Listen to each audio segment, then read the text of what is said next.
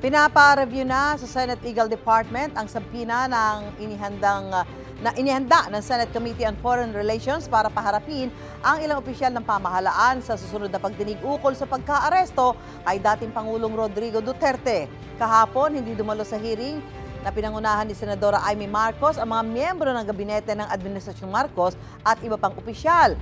May unang balita, si Mav Gonzales.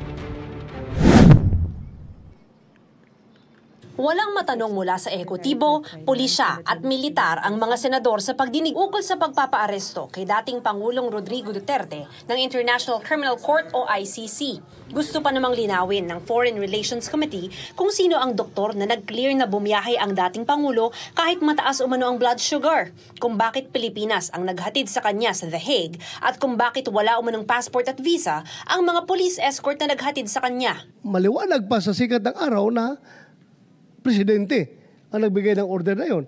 Dahil sabi mo niya, he's just following orders.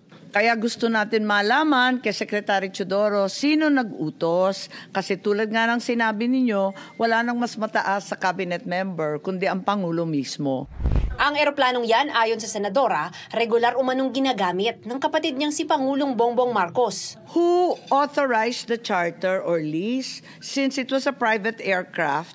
And if it was paid for by the Office of the President, saan yung bid documents? Alam naman natin ang mode of procurement, tapakahaba. Meron rin naman presidential plane ang Air Force. Bakit iba yung ginagamit? At bakit nagamit ulit pagkatapos dinala si Presidente Duterte, ginamit ulit papunta sa amin sa Lawag.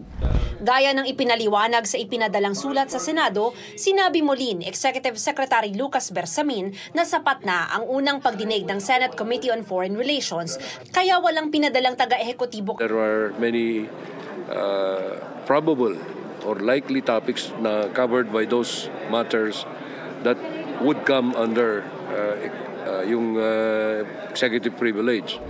Pero tanong ni Committee Chair Senador Amy Marcos, paano ang pahayag ng palasyo nitong April 1 na hindi pipigilan ang mga miyembro ng gabinete? Nag-April Fools nga ba sila? Nalito talaga kami. Nirerespeto ko ang doktrina ng executive privilege. Pero pakatandaan natin, hindi ito pwedeng gamitin bilang blanket shield, pangkalahatang pantago para ilagan ang tanong at umiwas sa paanyaya ng Senado. Nagmimistula tuloy na may cover-up sa mga nangyayari. I think we are now on the verge of a constitutional crisis kapag tuluyan nilang i-snub yung ating imbitasyon.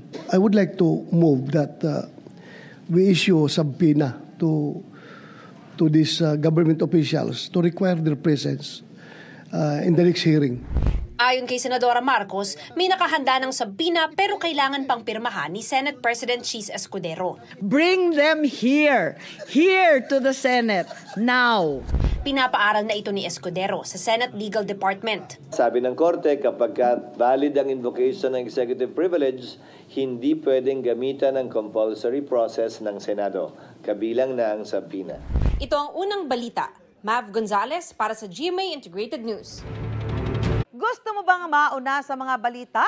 Mag-subscribe na sa GMA Integrated News sa YouTube at tumutok sa unang balita.